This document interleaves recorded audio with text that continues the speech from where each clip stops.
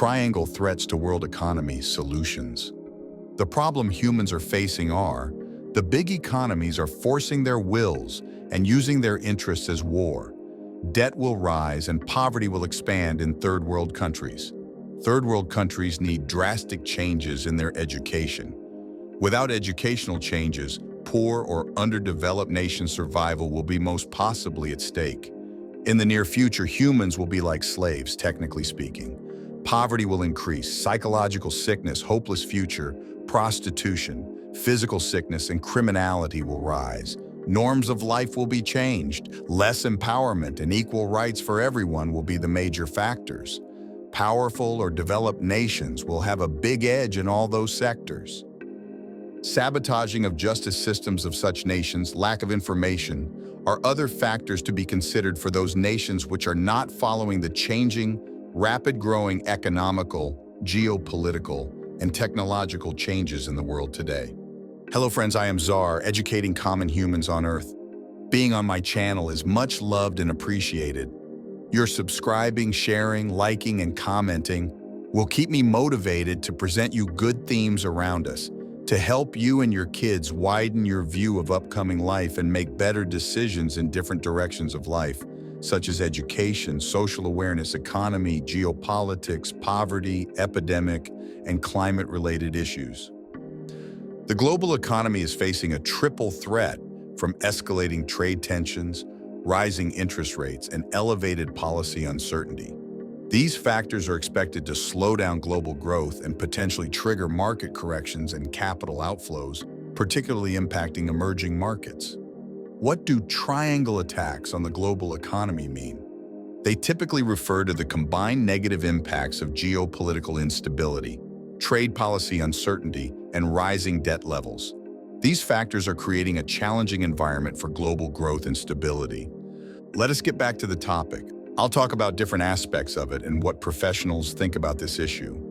While the global powers are fighting for rare earth minerals, the hegemony of their political and military powers is being questioned among themselves.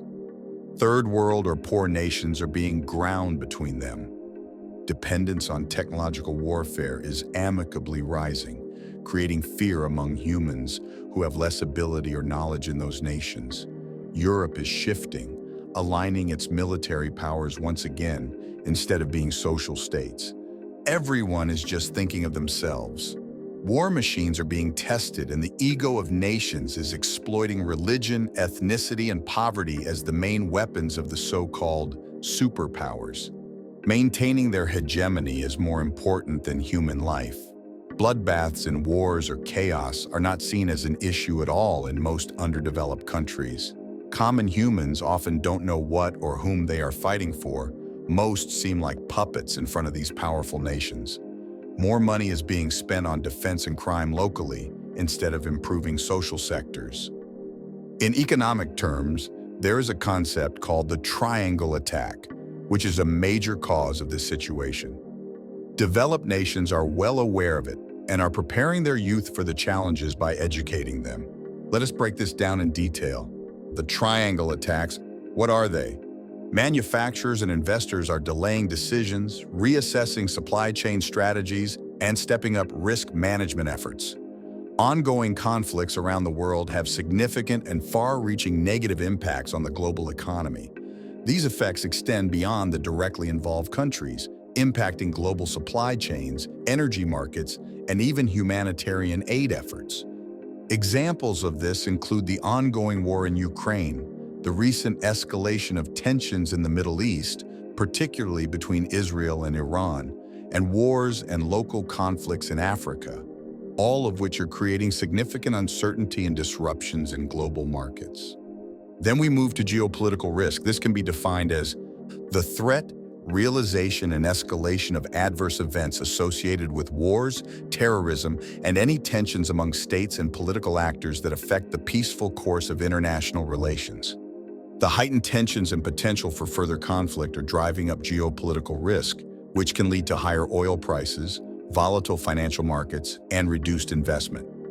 Supply chain disruption. Supply chain disruption is an interruption in the flow, production, sales, and distribution of specific goods or services. A systematized supply chain is crucial for maintaining the quality of products from start to finish and ensuring that all resources used are of the best quality. Conflicts can disrupt supply chains, leading to shortages of essential goods and further inflationary pressures. What does trade policy uncertainty mean in the global economy? Economic policy uncertainty is defined as uncertainty regarding economic policies such as monetary policy, fiscal policy, and regulatory policies. It derives mainly from whether existing policies will change in the future. Here are a few main factors. Tariff wars.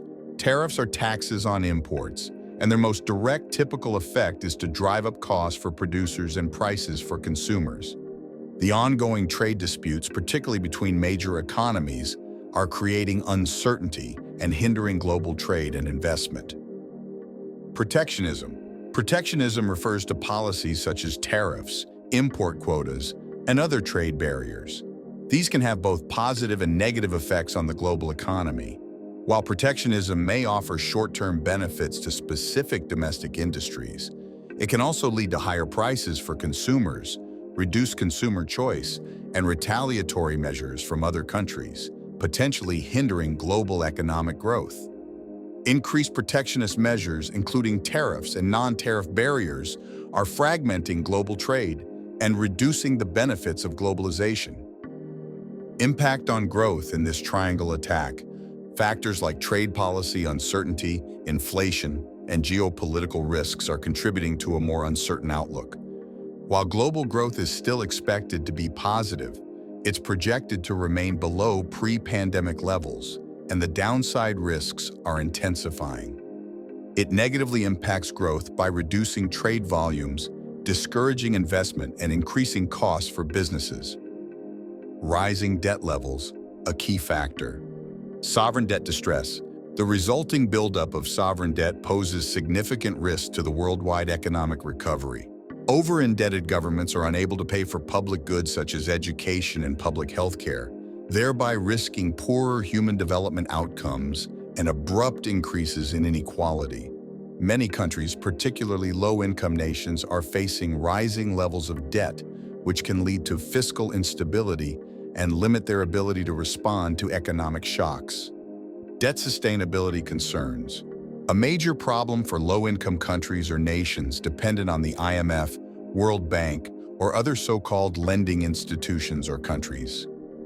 These countries may even bend in favor of those lenders' agendas at the UN or on other global platforms, creating shock, inequality, and regime changes. This kills those already in poverty by undermining their institutions and creating chaos and survival fights among common humans. This can also lead to a range of problems, including reduced economic growth, higher interest rates, and even defaults on debt payments. Lack of fiscal discipline, excessive government spending, and inadequate revenue mobilization can contribute to debt accumulation. Changes in global interest rates, commodity prices, or exchange rates can also affect a country's debt sustainability. Promoting responsible lending and borrowing practices, including green and social bonds, can help ensure that debt is used for productive purposes. In most countries, that is not the case. Lending money is often used for personal or political interests. High debt levels can make countries more vulnerable to economic downturns and limit their capacity to invest in long-term development.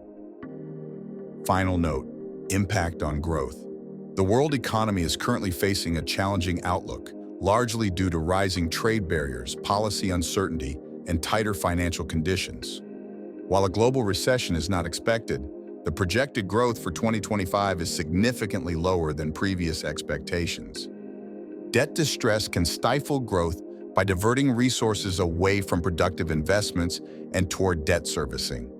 In addition to these three main factors, other challenges include inflation. In a global economy, inflation refers to the general increase in prices over time.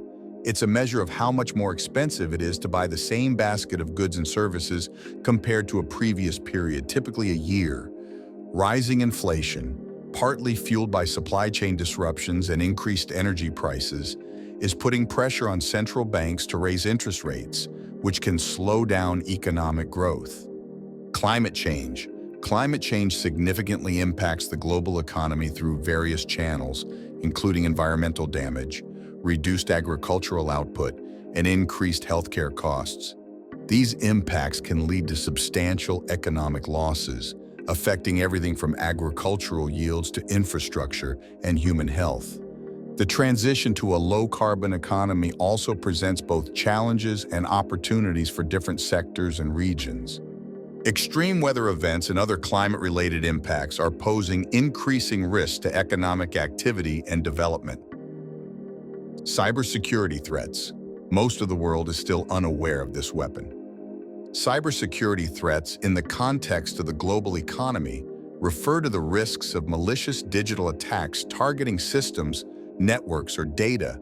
These threats can manifest as data breaches, malware attacks, ransomware, denial of service attacks, and more, with the potential to cause significant financial losses, reputational damage, and instability. The global economy's dependence on digital systems and interconnectedness makes it increasingly vulnerable to cyber threats, requiring robust cybersecurity strategies and international cooperation to mitigate risks. Generally speaking, cyber attacks can disrupt critical infrastructure and financial systems, causing significant economic damage. Declining oil prices. While lower oil prices can benefit some economies, they can also indicate weakening global demand, potentially signaling an economic slowdown. Economic downturns. Economic downturns or recessions in major economies can have ripple effects across the global economy, impacting trade, investment, and overall growth. These threats are interconnected and can exacerbate each other, creating a complex and challenging global economic landscape. Printing $5 trillion more will decrease the dollar's value, but increase U.S. exports. In the long term, it might work, possibly creating more jobs and avoiding job cuts. Definitely, it will hurt the global economy, but it might slightly ease the debt of rich countries. Poorer nations, however, may not profit. Most of their currencies are pegged to the dollar.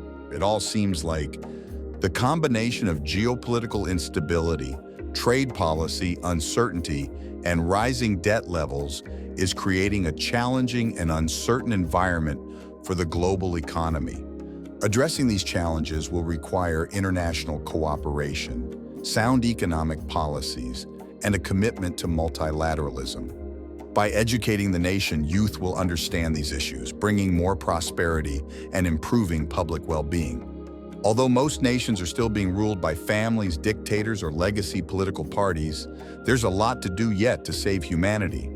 Otherwise, catastrophes will be imminent in the world. Everyone should start educating their nations today. The war has already started, the war of triangle threats to nations and world economies. I would call it the war of survival for everyone. Your presence and watching my content is highly appreciated. If you like my content, your subscription, sharing, liking, and commenting means a lot to me. It motivates me to explore more topics for the educational benefit of common humans. Thank you once again. Until next time, bye-bye.